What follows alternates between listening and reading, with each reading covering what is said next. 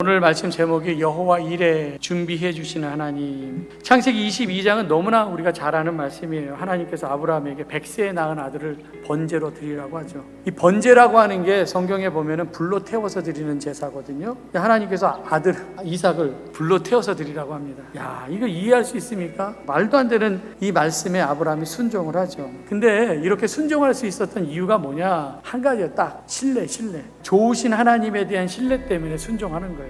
믿음은 설명이 아니다. 믿음은 신뢰다라는 거죠. 여러분, 잔머리로 살지 마십시오. 내 꾀로 살지 마십시오. 인간의 머리로 납득되지 않은 일들이 얼마나 많이 있습니까? 목숨은 둘째치고 손가락 하나만 바치라고 해도 바치기 어려운데 아들을 통째로 번제로 드려요? 말도 안 되는 얘기죠. 누가 봐도 납득이 됩니까? 이거 얼마나 잔인한 시험입니까? 흥정해 볼 텐데 아브라함 흥정하지 않죠.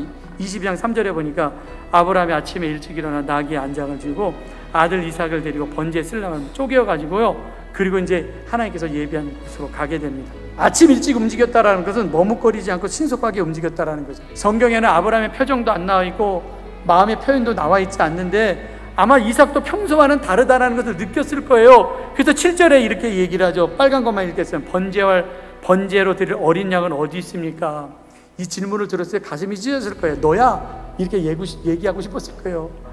근데 이렇게 얘기를 합니다. 8절에 번제할 어린 양은 하나님이 자기를 위하여 친히 준비하시리라. 여호와 이레의 고백이 미리 나왔던 거죠. 솔직하게 말할 수 없어서 둘러대서 말했지만 번제할 어린 양은 하나님께서 준비해 주실 것이야. 이 한 말 그대로 이루어졌습니다. 산에 올라가서 제단을 쌓고 그리고 제단 위에 그 장작을 쌓고 손을 내밀어서 아들을 결박하고 번제로 드리려고 했었는데 이때 이삭의 나이는 10대였었고요. 아브라함의 나이는 100세가 넘어 지팡이 들고도 걸어가기 힘든 나이였어요. 근데 저항하지 않습니다. 그렇게 저항 없이 결박을 당해서 제단 위에 올려졌을 때 하늘에서 음성이 들립니다. 아브라함아 다급하게 불러요. 그리고 12절에 그 아이에게 손을 대지 말아라. 내 아들 독자까지 내게 아끼지 아니하였으니 내가 이제야 내가 하나님을 경외하는 줄 알았다. 정말 모든 갈등이 다 해결되는 순간입니다. 이삭에 대한 집착 때문에 정말 우리 마음 가운데 하나님이 들어올 자리가 없었었는데 근데 하나님께 딱 드림을 통하여서 하나님이 내 삶 가운데 중심이 되는 삶을 살게 되는 것이다. 그 다음부터는 사람이 흔들림이 없습니다. 그 다음부터 형통이 시작됩니다. 창세기 22장 17절 18절 내가 내게 큰 복을 주고 크게 번성하게 하여 내 씨로 말미암아 천하 만민이 복을 받으니 내가 나의 말을 준행하였습니다. 하나님께 내가 드렸더니 그게 다시 나한테 돌아온 거야.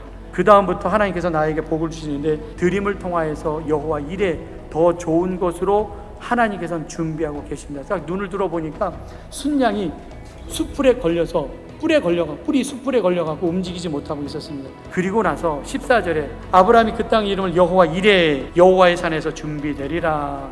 하나님은 아브라함이 이삭을 바치기 전에 그 마음을 먼저 보기를 원하셨거든요.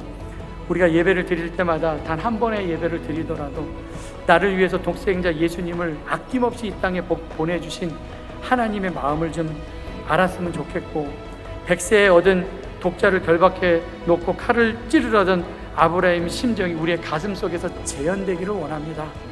여호와 이레의 축복은 하나님의 이해할 수 없는 말씀에도 흔들리지 않고 무모할 정도로 보여준 하나님에 대한 믿음과 사랑을 보인 사람들에게 준비해 주신 축복입니다. 여러분, 이런 엄청난 하나님의 축복이 여호와 이레의 축복이 우리 모든 성도에게 임하기를 주님의 이름으로 간절히 축원합니다.